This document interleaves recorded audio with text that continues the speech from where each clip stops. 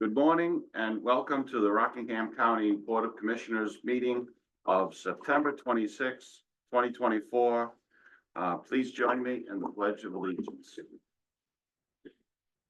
Pledge allegiance to the flag of the United States of America and to the republic for which it stands, one nation, under God, indivisible, with liberty and justice for all. Again, we are in full attendance. We have with us Commissioner Chercello, Commissioner Coyle, Good morning. and myself, Stephen Gaudu. We will move right along into our RFP openings, starting with ammunition for the sheriff's office. I'm moved to authorize the High Sheriff to review, evaluate proposals and return with a recommendation. Any discussion? Commissioner Chercello? Yes. Commissioner Coyle? Yes. And I vote yes.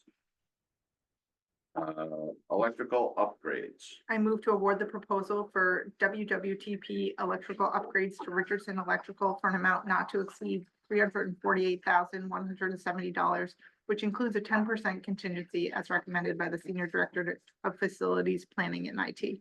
Second. Any discussion on this proposal? Just for those out in Zoom land, we had a number of site visits or a number of interest sent out, 3 site visits and 2 proposals. This was the least expensive. Well, this was the lowest bid. Yeah. Okay, Commissioner Coyle, Yes. Commissioner Chercello. Yes. And I vote yes. All right, consent agenda. Meeting Nope. minutes. Second, Did I move? I move to approve the reallocation. That was the in part and parcel of funding this Sorry. project. I skipped one. I move to approve the reallocation of $174,085 from 1.12 of mental health services under the mental ARPA list and $174,085 from 1.13 substance abuse services to cover the cost of the project as recommended by the Senior Director of Facilities Planning and IT. Second. Any discussion on this motion? Just that we had contemplated this when we were starting to go out to bid for this Right. project. This is part of the wastewater ARPA project. Commissioner Chercello. Yes. Commissioner Coyle. Yes. And I vote yes. Thank you. Now we'll move to the consent agenda. Meeting minutes. I move to approve the September 5th and September 12th public meeting minutes and the September 5th non-public meeting. Second. September 5th, September 12th. So we have 12th public, 5th public and non-public. Okay, all right, because it wasn't listed like that, but that's good. Any discussion on the minutes? They look good. Thank Yeah, you. they Leila, look as good. usual. Okay, Commissioner Chercello. Yes. Commissioner Coyle, Yes. and I vote yes. Payroll approved. I move to approve the payroll expense in the amount of $1,415,342.47 for the period ending September 21st, 2024. Second. Any discussion on payroll? Nice to see the continuity and consistency in our payroll expenses. Yeah, it's right online. Commissioner Coyle, Yes. Commissioner Chercello. Yes. And I vote yes. Commissioners' updates. Anybody have an update that they would like to share? I don't have anything today. I think we were just gonna talk a little bit about our YouTube videos. So we had been having our YouTube videos just going up onto the website. So we, obviously the recordings from here then go out to the website. It's been sort of not inconsistent, but it's just the timing has varied in terms of what time of day that goes up. Moving forward, we're just going to, for continuity, and so then everybody, all those interested viewers, for the excitement can tune in at 4 o'clock when it will be posted to the website. We're just like that new Netflix show. It's like Only Murders in the Building comes out on Tuesday night. Our YouTube show comes out at 4 p.m. on Thursday. So just so everybody knows when they look to watch that going forward. You can make popcorn at 3:45. Exactly. Make your popcorn in the kitchen. Anyway. So, that was the news we have this week. Anything else? All right, we'll move on to Department of Corrections, Pitney Bowes postage meter lease. I move to approve the Pitney Bowes postage meter lease agreement for a term of 60 months at $63.76 per month and authorize the acting chair to sign all necessary documents as recommended by the superintendent. Second. Any discussion on this? I just have a question about this. So we did a number of meters countywide and that contract was last year. So I was just trying to understand why this is on a different, like, schedule. I can talk about that. So we were the last holdout. We had a different contract with a different company that was not up yet when these were put out. So now that one has ended, so we're able to jump on this contract that the county already has. So we're just jumping on now and getting rid of the other one. Fantastic. And will that put us on the same timeline as the other Pitney Bowes, or it's a little off? Because that was a 5-year contract too, I believe, right? Yeah, that's a 5-year contract. But that was last year. That was last year. They wouldn't allow us to do that because we're piggybacking on the state's contract. Okay, So, and that has since We been got- due, so. yeah. So this has to Well- be a separate contract. I do remember that, Leila, you did a lot of testing of the postage meters and equipment. So there was a lot of effort countywide. So I think it's nice that we have the consistency across the county. Long-term care is still on that same old contract. But so when they- expire 2026, I believe. Okay, So we'll get them on. well, great. That time. Piggyback with the state is not bad thing. So, It would be convenient if we could keep them all on one contract. It would, yes, I totally agree. I And- tried. right, And I it's tried. not possible. Nope. Well, much as long as for we're getting the right rate. Yeah, economy of scale. okay, on the motion, Commissioner Chercello, Yes. Commissioner Coyle? Yes, And I vote yes. Facilities, opera project fund reallocation. I move to authorize the reallocation of $7,400 of lost revenue from ARPA project 6.1J, new municipal building, to ARPA 6.1C EV charging stations to provide new power service to the Singer parking lot for the EV charging stations. Second. Discussion. This is to keep the lights on while we make the transition. Yeah, so we've already got some EV stations in Singer already, right? Yes, we have 2. We're upgrading the service for the other 3. Okay, And this is so when they cut over the service, we still have parking lot lights and even almost more importantly, the contactor. yeah. Yeah. Okay. Keep the lights on. Yeah. Okay, Thanks. on the motion, Commissioner Coyle, Yes, Commissioner Chercello? Yes. I vote yes. All right, from the Thank you. Sheriff's Office, New Hampshire Highway Safety Grant Agreement. I move to approve this New Hampshire Highway Safety Grant Agreement in the amount of $14,400 for the period of October 1st, 2024 through September 30th, 2025, and authorize the acting chair to sign all necessary documents as recommended by the High Sheriff. Any discussion on this grant? This is a typical annual grant that addresses speeding, distracted drivers, DUIs, those things of that nature. And usually the grant pays for the details or supplemental, basically overtime for the deputies doing these enforcements. Okay, Commissioner, Yes. Did I get the sheriff's seal approval? yeah, I think that would, that's it. Catherine, I'm stealing your thunder today. All right, Commissioner Chercello, Yes. Commissioner Coyle? Yes. And I vote yes. Department head updates. Allison? No, wait. Oh, no? Registry of Deeds, you're really, Oh, I can't. think of- after I'm just Kathy, checking off the she's wrong not thing here, but you know, after the, oh, there you are, her Kathy. All right, travel and training requests from Don't the steal her thunder. Register of Deeds. I move to approve a travel and training request for our Registry of Deeds member CS to attend the New Hampshire Association of Counties Annual Conference held at the Mount Washington Resort, November 11th and 12th at an 2024 at an estimated total cost of $1,412.75 as recommended by the Register of Deeds. Second. Any discussion? Thank you, Kathy. You're on Okay. mute, but we got you. On the motion, Commissioner Chercello, Yes. Commissioner Coyle? Yes. And I vote yes. Now we can have updates from our department heads, and we'll start with Allison. Hi, it's Allison McCoskey, Senior Director of Human Resources. I just wanted a couple of things that are coming up. We are going to have our annual blood drive. It is scheduled for November 1st in the Hilton Auditorium from 12 to 4:30. You'll start seeing some marketing for that will go around. And if you could just spread the word, so the more the merrier that can come in and take advantage of that. It's definitely needed. Next week, we'll probably get out the essential, non-essential list. Yes, I'm thinking ahead to the winter month, though I don't want to. But we'll get those out. Some titles have changed, and so we'll reflect those new titles in the listing.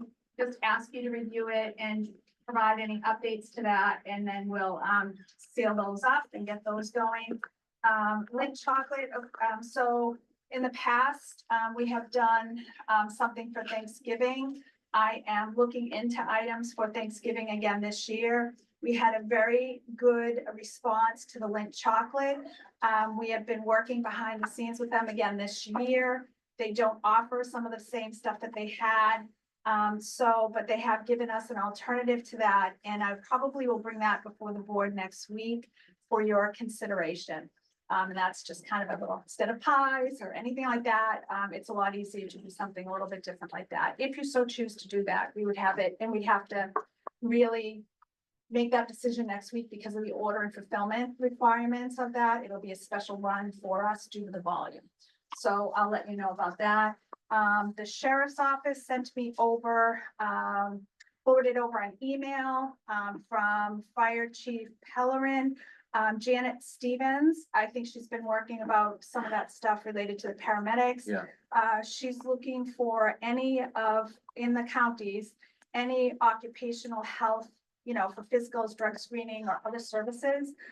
They wanted to know if we could send over the contracts because there's an interest on that level of saying, hey, these are other services that are being asked and when they are. So if you're so inclined, I can send that contract over. It's the fire chief I'd send it over to. I think he's gonna be the collector of these and then get them over to her. Do you have any? I don't have any objection. So I'm gonna go forward with that and get that over. I probably will also send the letter that I received that said it's ending on this date. Just so that she has more knowledge of when our dates are. So there was that. And I think that is all I have at the moment. Thank you so much. All right, one, Yeah, on the train, just one quick thing, on the ambulance service, I was reading today in the paper that that's gonna be extended past the original December 20th date. They agreed to go another, I think it's 6 months out. Right, so we have a So whole that gives us year. a little bit more time, which is good. Yeah, we have, I think, all of the contracts for occupational health services throughout, the state, wherever they had contracts, it's 90 days. So they're all 90 days. It's what I'm hearing from my other colleagues out there that are having their stop too. So there's a lot of chatter on New Hampshire Labor Net about it as well. But we're 90 days. I think my biggest concern, I'm sorry. My biggest concern is with the jail, and transporting the prisoners to the Exeter Hospital, and obviously that's gonna affect us. So, hopefully if we've got an extra 6 months to deal with that, that's good, to kind of figure out what we're gonna do. And it puts us to the end of the fiscal year, so that essentially, so that should give us at least some time to think about it with budgeting in the next cycle, so. okay, moving on, Chantel. I'm Chantal Japonin. I am the Senior Director of Long-Term Care Services. Our census today is 132 on the nursing home side, 48 on the assisted living side. We have 3 staff members that are positive on the nursing home side and 1 resident on the assisted living side. Thankfully, because of the systems and protocol that's in place on that side, it was caught early. It was part of our protocol when we take new admissions. So we were able to kind of get ahead of that and doing contact tracing, which is great on the team side.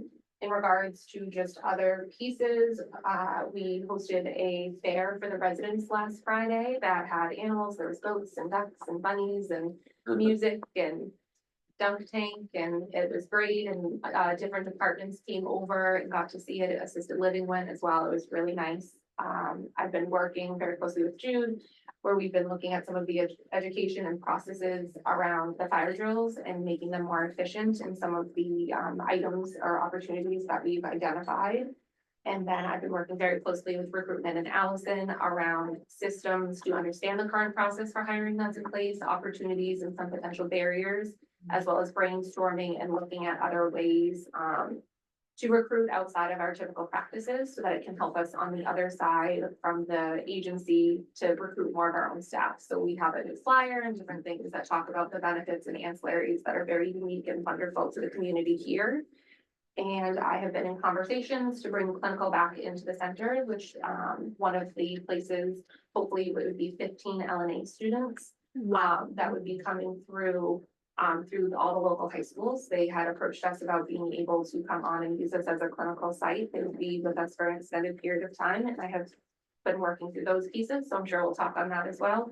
In Excellent. addition to that, I have some contacts and calls out to some of the nursing schools, and Elaine is kind enough, she's helping me get back in contact with UNH to bring nursing students back in.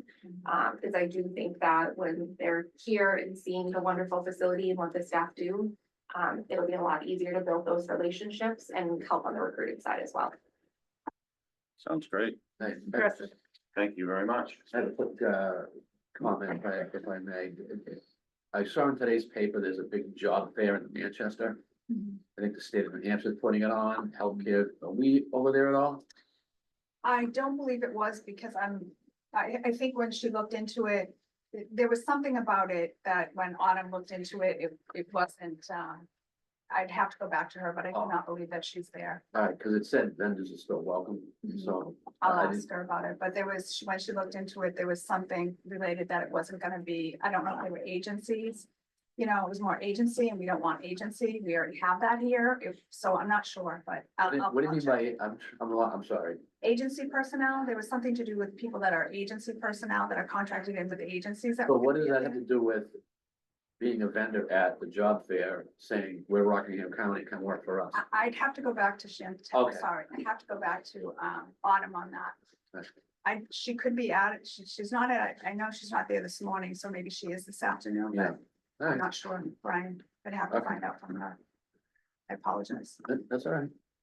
Okay, moving on to finance. Chuck, So, annually, we have to do that Medicaid cost report. We did have some, late kind of going back and forth on the numbers. We're all set, but we're not getting our final version until probably like, well, it might already be in my email box. But, with permission, if Commissioner Godu would be okay with allowing electronic signature on that document, I'll tell you that it looks like that are, before any adjustments or reclassifications for non-reimbursable expenses, that the nursing home loss overall is 10.5 million for FY 2024. The Medicaid loss, of course, would actually be larger, because, you know, there's, the reimbursement rate doesn't, you know, covers even less of the expenses. Again, the Medicaid cost work loss, though, we kind of get back the federal share of it in pro-share revenue, just that we end up having to wait 12 months to kind of see that, and there's actually a 2-year lag on any adjustments from so-called desk reviews that the FHS does. But anyways, with that kind of number though, which is larger than last year, we should see I believe, a higher pro share number. So it's kind of good news, bad news.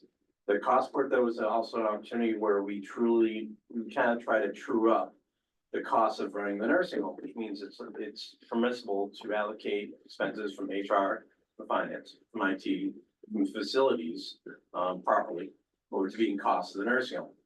Because they don't have their own Right. full-fledged finance, HR, IT, and facilities operations departments.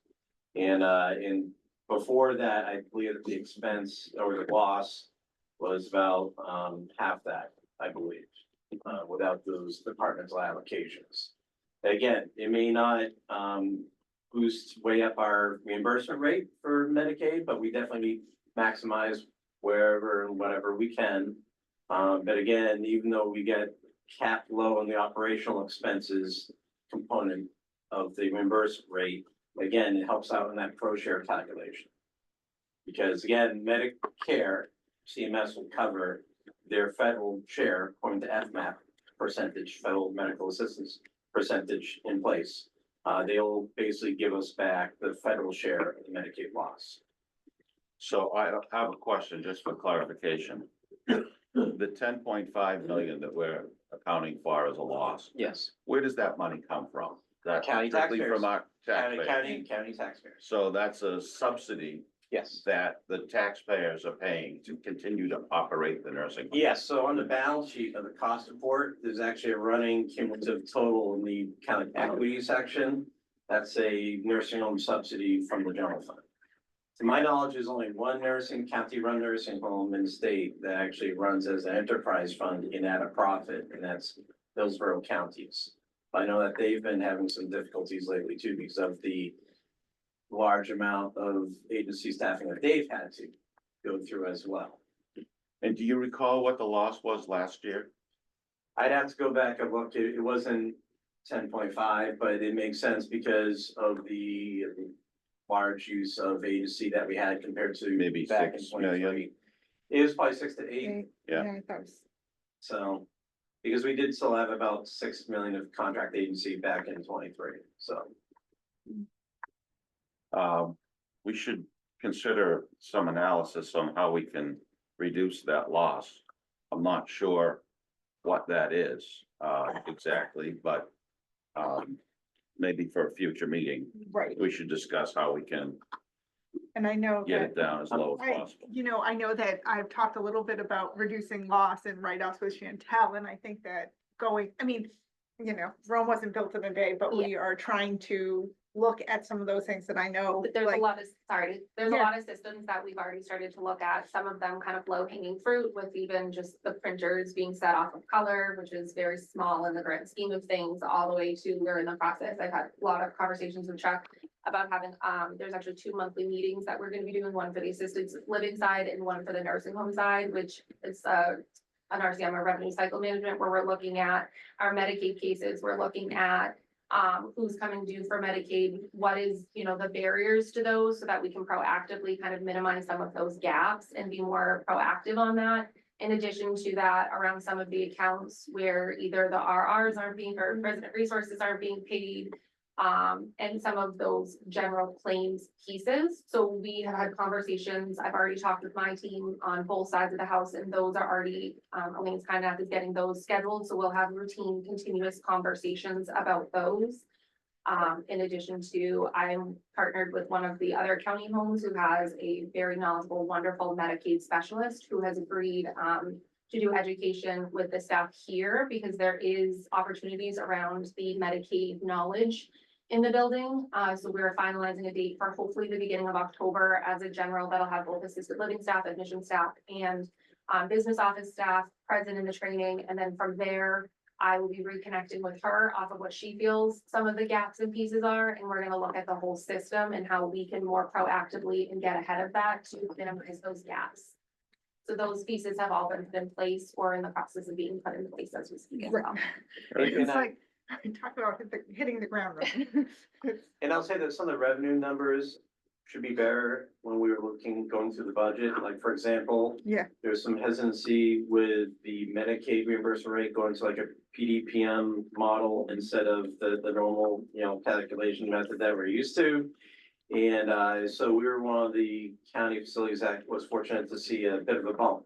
And we were being very conservative in what we were estimating, back then, Jason and I, what we're estimating as an increase in the rate. So I think that rate increase, we were only trying to, like, say 25% of the forecasted increase was gonna be part of the budget. And the actual rate Numbers are that's quite gone in better. place for July 1st, because you don't know about it Right, until right before July 1st, what it's going to be, and that came in at a bigger increase than what was anticipated in the budget calculation, because we're doing those back in March, as far as departmental Right. budgets. it's so hard to. It is, and we did actually still, I think the commissioner's budget, we did actually do some adjustments to bring up, I think, pro share revenue, bring up some of these other revenue items in the nursing home. But it's even better news It's than great. what was suggested in the budget, so that is some good news there. And some, But yes, Chantel and I have already had some discussions on things. And so we'll definitely be working together. Again, I kind of, it's time to say that it's not the mission of the nursing home to make a profit, but it's not to lose as much as possible Right. either. So, I you know, mean, we have a different mission, We, so. Chantel and I also talked about some sort of places of low hanging fruit from a revenue side. So maybe some things we can implement. And again, we're not talking, to your point, it's not about trying to make, we're not a for-profit, we're a community, you know, the county facility to help those at the neediest, but the more efficient we can be in terms of, without, you know, compromising care, it's better for the taxpayers, better for our facility, better all around. So, you know, you had a lot of great ideas when we talked about some of the revenue side, like, again, low hanging fruit places we can target in terms of our billing that might help, without, adversely impacting our residents. But helps our And- bottom line. And for today, I did bring Molly Polik, so she's our grant writer for the county. And Molly, I'm gonna introduce yourself and maybe describe a few of the grants that you're currently pursuing for the county. Yeah, hi, everyone. I'm happy to be here. Happy to be at the county. It's okay. Oh, that's okay. Yeah, so I started in the beginning of August, and speaking of hitting the ground running, maybe not in the same way, but we had a few grants in process, things that were coming up really quickly. Sort of that first big one was working closely with Jude on a CFI charging grant, which is a Yeah. federal DOT, National Highway Association grant to build electric vehicle charging infrastructure. And I'm excited about that, but I will say with the caveat, these are very competitive grants, so we're working to get these sort of big federal funds to come into the county, always with the caveat that they are very competitive. So I try to tell folks that the ideas are amazing and they're absolutely approachable and very possible to achieve, but I always want to remind people that they're federal and they're competitive. And that's not like an escape hatch, it's more just the reality of how these big programs go. So next coming up, there's a few, I guess this is kind of going in the energy vein. I'm working with Chuck to finish our application, which we had started with my predecessor in the spring, for the Energy Conservation Block Grant Program. And that's exciting. And so in between working with different departments and meeting folks and just getting the lay of the land here, I've also made it a priority with Chuck talking about this as being a resource for the county as well. So I've spoken with, you know, over the past few weeks, and again, I was out with COVID in the middle of that. I'm okay now. Everyone's okay. That I would love for this role, and again, Chuck is on board with this too, that this position should serve the county at large. So, you know, just this week, I've had a conversation with the Hampton Historical Society, and the week before that with 2 different libraries. So where my priorities go outside of being that resource for the county and the departments, as well as the county at large, is that I do follow a lot of times these national deadlines and grant funding cycles. So, you know, if you know any local libraries or museums who are looking for funding, the Institute for Museum and Library Services applications are due November 15th. I think the libraries, one of their programs has passed, but especially small museums, it's the perfect time for them, historical societies. So that's a lot, yeah, thank you. Maybe we could do something though, to that point, post something on the county website, which like just delineates like deadlines for various grants. Someplace easy from the front page that we could click to that would allow communities to access just to, as a quick, you know, I've looked at some of these grant applications and it's like, you really sometimes have to dig to find the deadlines. So if you're already doing that work and you can generate a quick Word document with deadlines, that would be really, I think, helpful to the communities.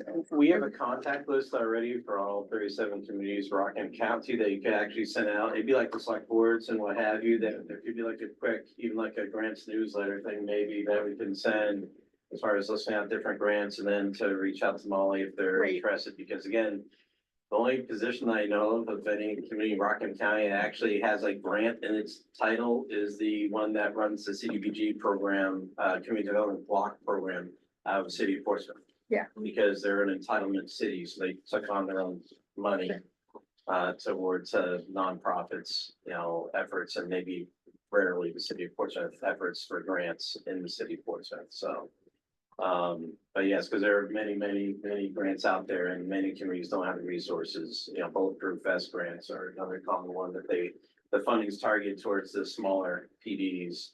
And they may not have the resources at the time to apply for these grants, they might even know when the deadline is. Yeah, So- exactly, both deadlines and then, what you're having is, And again, what can happen is that Molly can become part of the administrative part of the budget as well. right. So.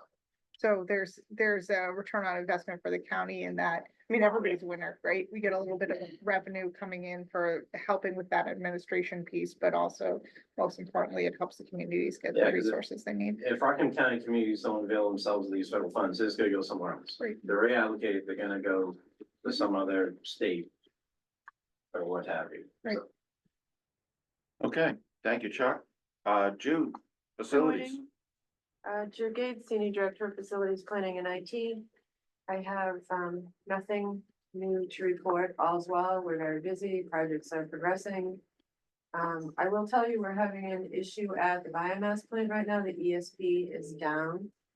It is the one that is attached to bio number 2, and it's where we generate our thermal regs from. ESP, Electrostatic precipitator.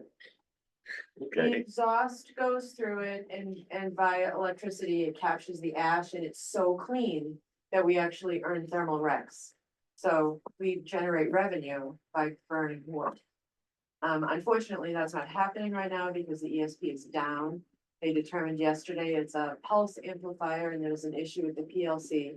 The parts are en route from Germany because the unit was constructed and came from Germany, so it'll be a couple of weeks before it's back up and running. So it was a huge job. We've been troubleshooting it for about a month. It was a nightmare. We finally had somebody come up from Georgia, from Beth, who's the manufacturer, and they determined what the issue was after about 10 hours of troubleshooting, so it wasn't just us. Yeah. And the parts coming from Germany. That's all. all right, very Thank good. you. Layla, Good morning. Just want to remind everyone, annual reports are due tomorrow. Allison's Thank looking you. like it has a big smile on her face. she just passed hers in.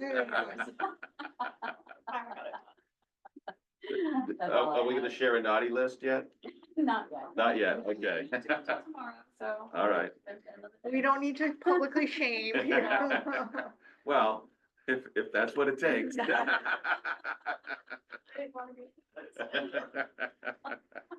Okay, so, Thank you. thank you, Layla.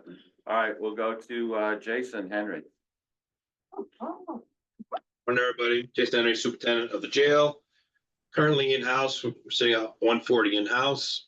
The Academy class of 124th has started, and I'm happy to say I was able to goat rope the ex-Major Constantino Assistant Superintendent to be the speaker for that graduation. He's never been a speaker before, nor did he want to, but I was able to convince him. So this should be fun. We have 5 starting on October 7th. We have another 3 starting November 3rd and possibly more if we get them through the polygraph. Couple of things here too. We've had a lot of movement over here, which because we had people change ranks, we had some people leave in different spots. So I'm just going to give you a list of some things that happened over this past week. So since I told you before, Corporal Sherman moved into our investigator position, which left the pretrial adult diversion position open. Corporal Maybe, who was our classification corporal, is going over into the pretrial services. Corporal Davies, who was on the floor, is going to our classification position.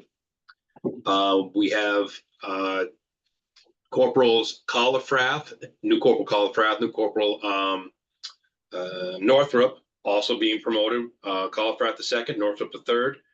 Corporal Oliveira being promoted to a corporal as well. And that one in particular is pretty interesting. He's from Brazil. He's the second individual I've had promoted from Brazil. At one time, they both actually came over together, him and his significant other, who they're not together, but they both work here and both very professional. Very emotional when he got it. He wanted to go call his mom. One of the hardest working people I know, both of them, one of the hardest working people we know, and both their goals are to be the first people from out of country to become a lieutenant here. And I think they're going to push each other very well. And then we also had Corporal Wright being promoted to shift commander, Sergeant Wright onto third shift. With that being said, I think that's all our moves for right now. So a lot of new people, new roles, a lot of training going on. And it's very exciting. That's all I have. Thank you. Is the Great. dishwasher up and running? Yes, the dishwasher, the dishwasher is up and running. We are not on styrofoam. And that seems to be, well,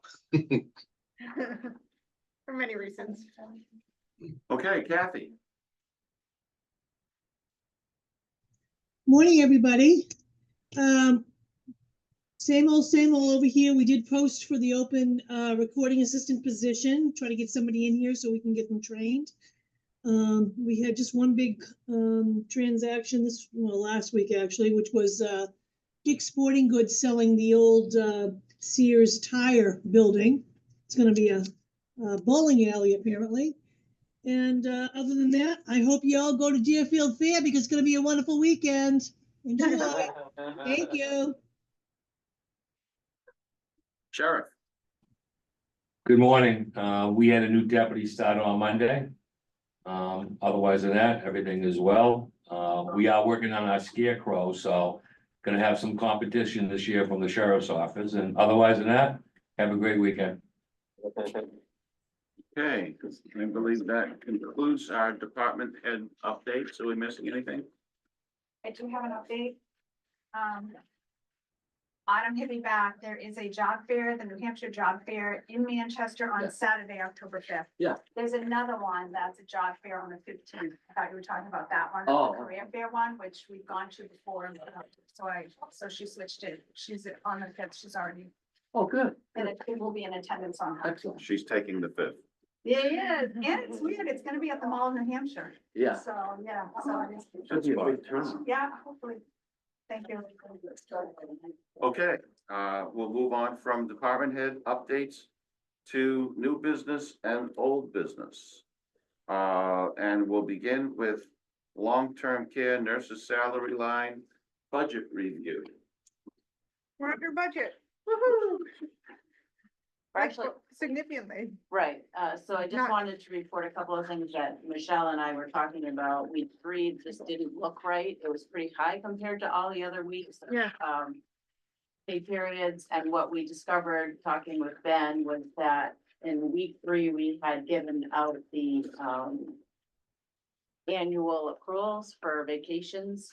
And it was under the wrong GL, so they've moved that to the correct GL, which has lowered that number quite substantially, $41,000 plus. And then also the week after that, payroll week 4, there was the payout for wellness. So we continue to look at each of these weeks. There will be a end of quarter audit, and he'll look at accruals, billing that still isn't completely paid yet, and add it and have a final quarter 1 number. So I think this is gonna be a sheet that continues to have updates to it. Unlike what I thought it would be initially, I thought the numbers would stay pretty Okay. solid, but we're discovering things along the way, so. Just keep looking at it and keep auditing and keep coming up with why is this, like, we're gonna also look at 4th of July holidays for travelers, just to see if that adjusted that payroll week.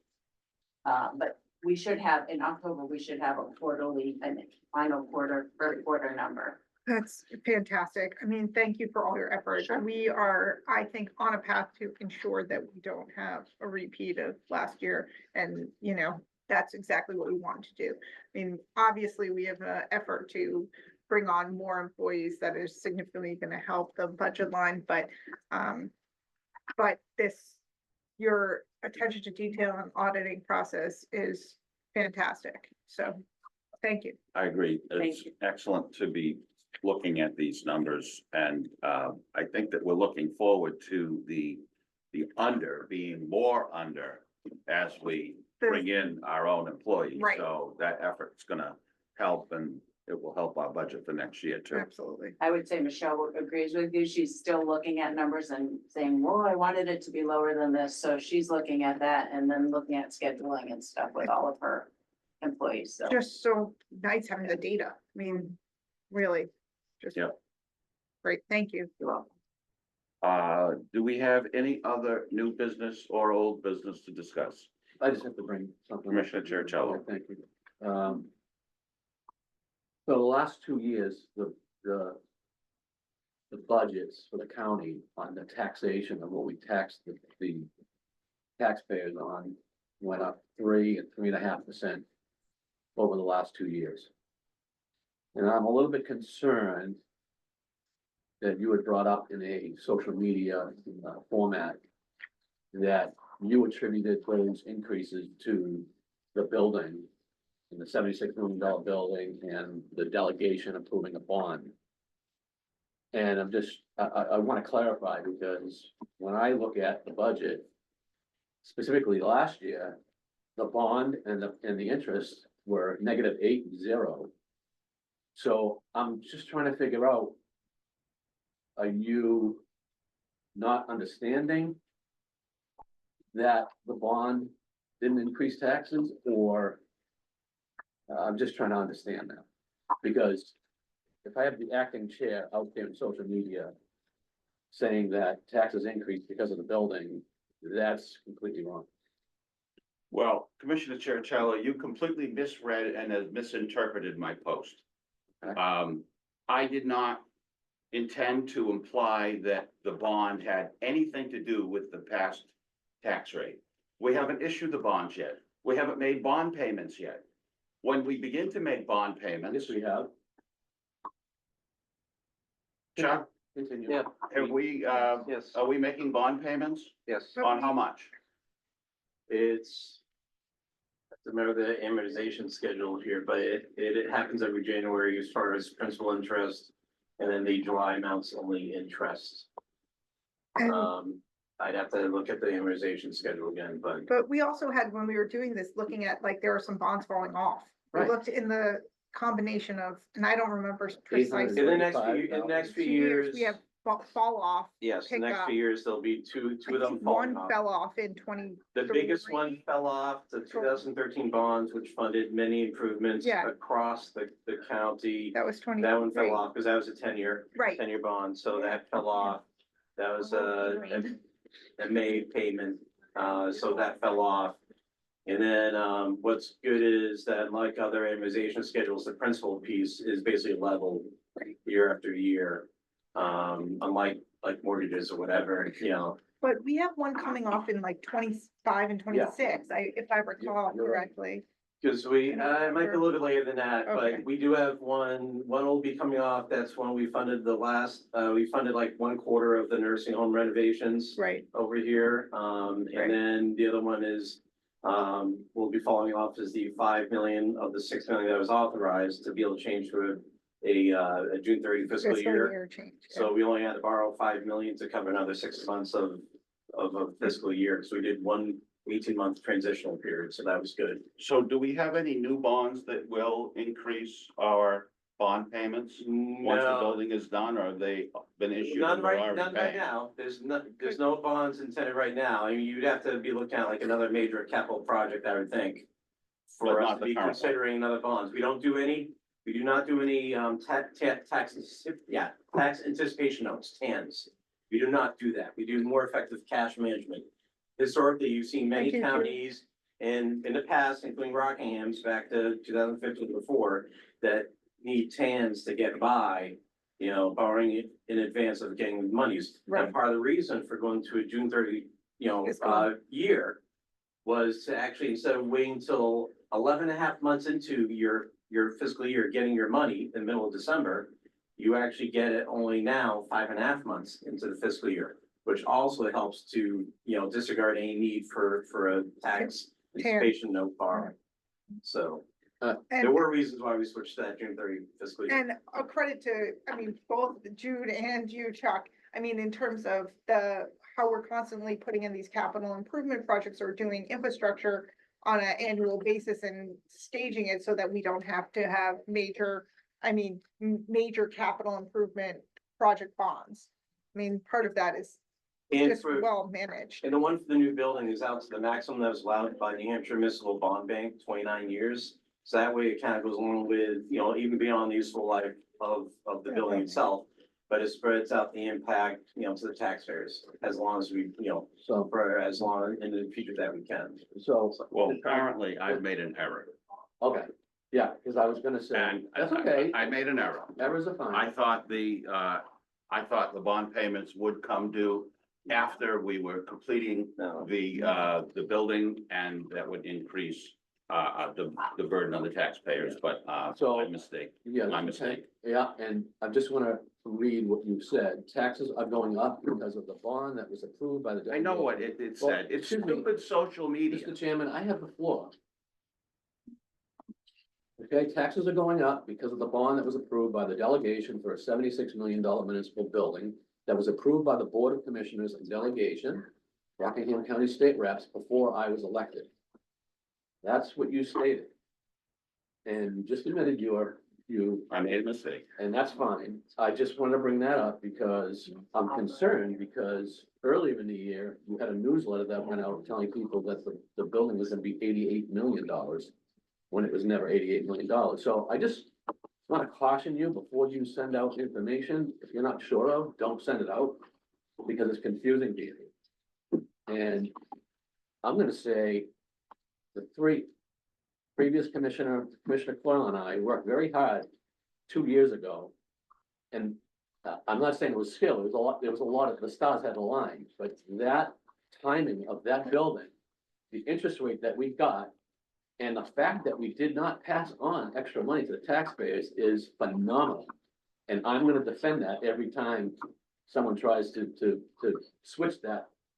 Okay, I'm gonna point it out, so I have to do that. I just want to interject with, I disagree that there wasn't skill. The skill is over there, which is our Chuck, Jude, our team here at Rockingham and even all the department heads that, tightened up, worked so hard when in the design phase to, their space needs and all the effort to keep it narrowly tailored so that we can do it. So. Yeah. Good point. I mean, That's the only thing I have to take it's a away from phenomenal it. story over the last few years and what we've accomplished. I don't want that story to be buried into something that was done, that's all. So thank you for admitting that you misunderstood.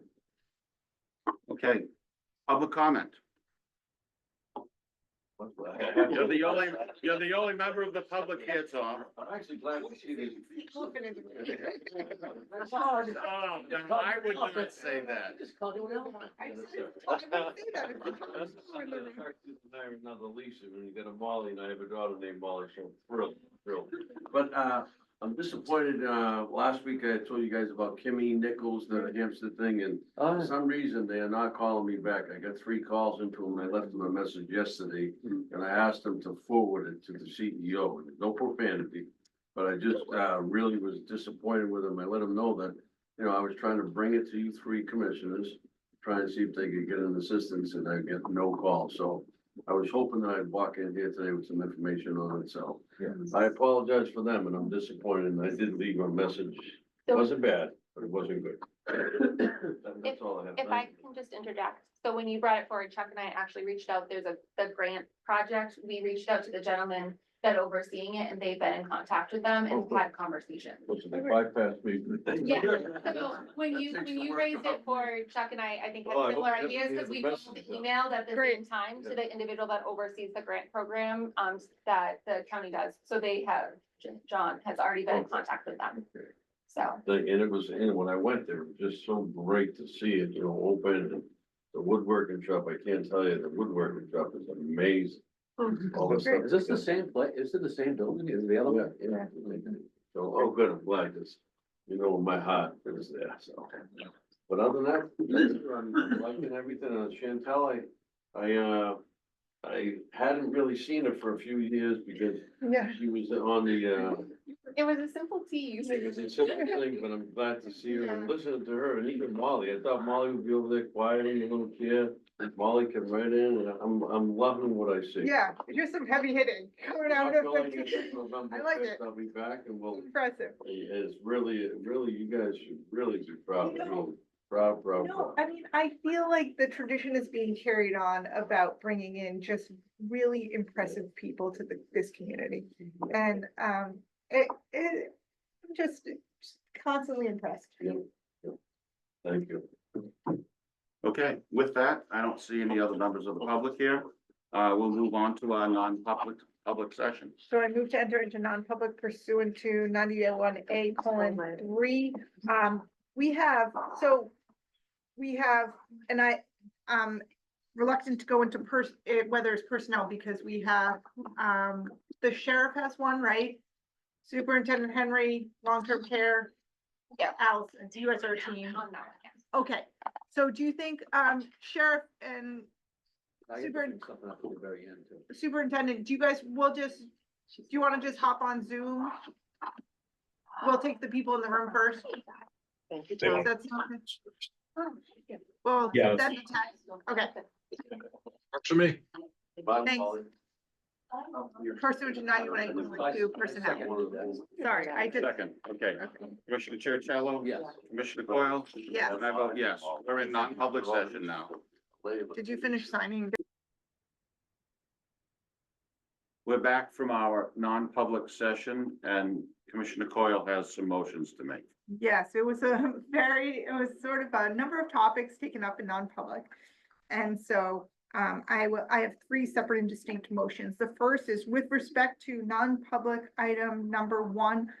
I move to seal those minutes for 1 year because it could render a proposed action ineffective. And I think in a year's time, that action will be completed. Second. Discussion? All those in favor? Aye. I think you need a All in roll favor. call on these. Do we need a roll call on every one of I these? think you do, And I don't think you would have to, because we're all, right. okay. With Okay. respect to non-public items 5 and 8, I move to seal those minutes indefinitely because it could disclosure of the information could adversely affect the reputation of a person other than a member of this board, and we don't have any conclusion or resolution Second. in timeline. Any discussion? Those in favor? Aye. Aye. And with respect to 6, 7, and 9, I move to seal those minutes indefinitely because it could render a proposed action ineffective, and we don't have a timeline for resolution of that action. Second. Any discussion? No. All those in favor? Aye. I also move to approve the second shift employee that choose to attend Years of Service event on October 23rd, 2024, to be paid for their scheduled shift missed without having to utilize their accrued time as recommended by the Senior Director of Human Resources. Any discussion? No. Commissioner Coyle? Yes, Commissioner Chercello? Yes. And I vote yes. I move to adjourn. Second. All those in favor? Aye. Aye. We're adjourned. Thank you.